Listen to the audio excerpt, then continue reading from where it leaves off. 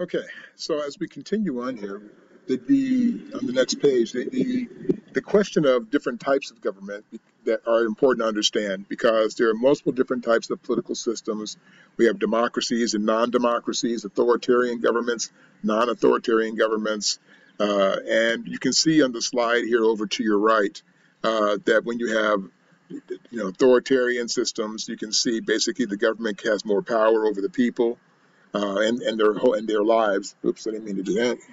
Uh, and then in non-authoritarian systems, the people, if they understand this, they understand they have power over their lives, and it really because when they represent and they elect their officials, it's what a democracy is.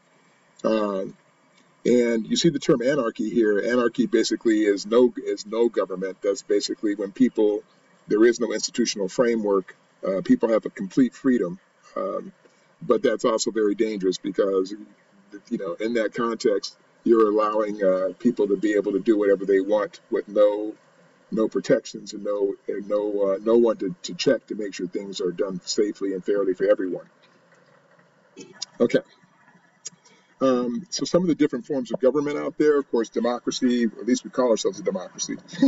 I would argue we're probably a democracy in practice, but we still struggle through the representative part of it in terms of who gets power, equal level notions of democracy, and some of those things that we say are important in this type of system are things that are very hard to sort of hold up and look at. But democracy certainly is one of them. In fact, Aristotle defined it as rule by many in the interest of the rulers.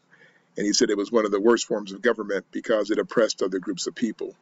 And in the context of Aristotle, who wrote about it 2,500 years ago or so, there's an argument to be said about that it's not, in fact, it's considered, well, he considered it one of the worst forms of government. And he had three negative forms and three positive forms. The next one is called oligarchy. And oligarchy basically is when you have a small ruling group of people or entities. So it could be wealthy business owners, things like that control the levers of government. So, like in Russia, for example, you have the oil people, you have the people who control the gas companies there. In the United States, of course, the same thing. Many people would argue we're an oligarchy, and you'll see some video later on in the class in one of the discussions where this comes up in question. And then theocracy is a religious rule like you have in Iran, where you have, even though you have a political system, the final decisions are made by the religious elite of the society. Then you have what's called a monarchy, which basically you have a ruling family or royal family that basically exercises power and authority. Even though we see today more and more monarchies are not in this, like in Britain, it's called a monarchy, but it's really not so much that case because they do have a political framework that basically the queen and her family are basically like figureheads today. The politics are not controlled by them, and basically if they try to challenge the British Parliament, it would probably signal the end of the British monarchy for challenging the political structure. They're more like ambassadors today than they are in real power like they were in the Middle Ages or even 200 years ago during the Revolutionary War period. And then we have authoritarian systems, which basically, again, these are the systems that allow, like in North Korea, for example, or in China, where you have individuals who control or groups who control every aspect of the lives of their citizens. Some of the notions of American political culture, we have this sense of sort of idealism that we're like, we want limited government, meaning we don't want the government infringing on our lives. We love the idea of being individuals and kind of blazing our own trails. We have this sense of freedom and equality and democracy in the context of how we go about deciding who we are. And that's all sounds wonderful and good, but that's all the things that we are foundational that we say about those things, but isn't in fact really true. Um, Political culture has a lot to do with how we value who we are as Americans, the ideas that we share, the belief systems that we have as Christians or or other groups that are relevant in our society, but certainly as Christians in America is a big part of that. And then again, our relationship with the government, how we see ourselves in context with our government. And that's some of the controversial things I love to discuss in class are those issues. How do we see ourselves, and is it really healthy the way we view ourselves in society? So you can see here again the two primary contexts in American political culture. Even we have conservatives and liberals, and there's a little quiz that I have you do at the beginning of the semester to sort of assess where you are. And by the way, when you take it, it doesn't mean that that's absolutely where you're going to land, or that you may not change your view of where you stand today, because a lot of you derive your ideas of what you are by virtue of your family. So if your parents are conservative, chances are you're conservative. If your parents are liberal, chances are you're a liberal. Now, most people, if I had a checklist and said, okay, check down this list of values that are important to you, would probably wind up somewhere in the middle. Even though you might decide to affiliate one way or another, most people are truly somewhere in the middle. And that makes it very difficult to decide who you're going to vote for, or what policies you're going to vote for, because you're trying to decide what's important and what's not important. And so that's important to understand. And so understanding what it means to be a liberal and what it stands for to be a conservative is a really important component in that. And in that, I would say that, liberals tend to believe in larger government because we have approximately 30 million people in our country, and so you need a larger infrastructure to address the needs of the people. That would be the sort of theory basis of the liberal. They also believe in sort of more on the equality side of things. They believe in social justice. Um, they're the ones who tend to be more progressive in their view, if you would, in terms of society and engaging each other in society. Uh, so you would find the civil rights movement and social rights movements certainly there. Those folks who believe in climate change, of course, would be there. They kind of take a very sort of, everybody deserves an opportunity to excel in society. The conservative side of things tend to be more traditional in this view, that we should hold on to the things in the past and use it as the foundation of our framework for our decision making, even today. Um, and so they tend to be, less tempted by progressive ideas and change. They don't like change very much as a rule, and they can be very polarized around certain issues, which we've seen more recently.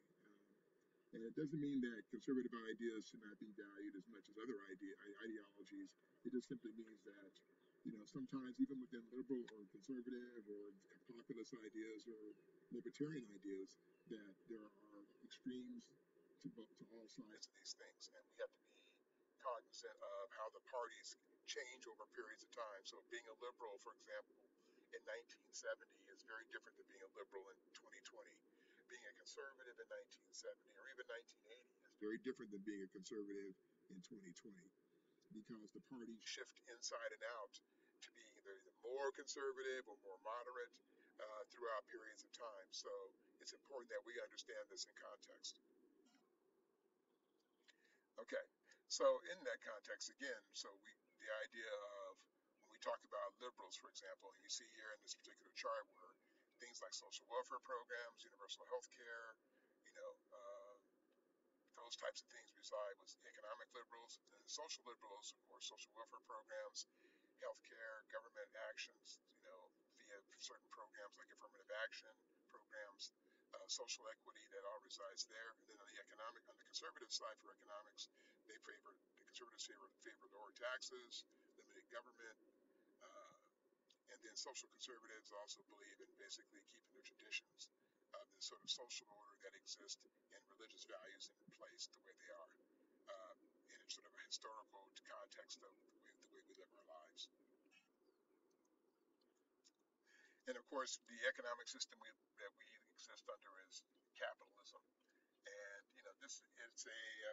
it's about money. Capitalism is about money. And one of the things that I talk about when we talk about capitalism is it basically has to deal with how money or how goods are distributed in our system, and the idea of how much individuals have to have actually access to their own money, and to be able to drive the economics of our system. And under socialism, you can see it says more government power over how goods are distributed. So the government can dictate and set the price points of how things that happen in society. So, for example, under socialism, if the government can set the price of a loaf of bread, let's say for $1 a loaf, um, and they can set that price point and say that basically that means that the business can only earn so much money, and people can go and buy that loaf of bread for $1 a loaf. And if that were under capitalism, it's about competition. So that means that unless it's regulated to some degree, that means that if the seller of that bread could sell it for $5 a loaf, then that person can sell it for $5 a loaf, and you would have to compete with those who can afford to buy it for $5 a loaf. Uh, and so there are good and positives for both types of systems. Um, and ideally, we'll talk more about that in detail when we get further into the class about socialism and capitalism. And again, socialism is one of those words that I'm going to teach you how to be not afraid of, just because people sort of misunderstand the context of it. So I look forward to that conversation later. Um, and then again, we talked about this in the context of economic systems, the various different types. So you have capitalist democracies. Again, this is what we just alluded to a moment ago, where individuals have more control over their own money. Under totalitarian systems, the government controls every aspect of your personal money as well as the economy itself. Authoritarian systems, the government again control over your lives and over the economy. Marxist utopian system. This is based on Karl Marx's utopian model that more people would have more individual control, and the government would control the economy. So these are just various different types of systems, and they give you sample examples of different countries that are running these types of systems currently. Okay. Um, so understanding the idea of citizenship, this is one of the key important things that I want you to hopefully come away with from this class, so that come November, you will be ready to be actively engaged in the voting process, that you'll be focused and understand your role as in this democracy that we have. So, for example, you see in the first two bullet points there, public interested citizens means that citizens who put country ahead of self by putting aside their self-interest, meaning what you want, to advance the public cause of the public good. So that just simply means it's not about you, or it's not about me. It's about us all helping each other so we can all do well, or try to do well, right? And then the self-interested citizenship, which means citizens who are focused on their personal lives and use political system to maximize their interests. This is kind of where we find ourselves more today, where we find that people are more self-indulgent. So they say, well, no, it really is about me. And yeah, if you get a few crumbs along the way, well, that's good if you can get there. But really, I'm more important than you. And that kind of seems to be where we have been today. And I hope that doesn't stay that way. Hopefully, as what we're going through now will lead us much more into, at least in my opinion, my humble opinion, more of a public interested citizenship. It's interesting. One thing I will say to you is that if there's ever something that I'm sharing with you that's my opinion, I will say it's my opinion. And I try to always do that because my job is not to sell you on one thing or another. It's really for you to be able to form your own ideas, but I will challenge you to think on your own and think about these things and really start to assess where you stand in this, because it's important that you connect the dots to the things that are going to be important to you in your life. Okay? All right, so that's it for chapter 1. I'm going to stop there, and then I will see you next in chapter 2. Have a great day, you guys.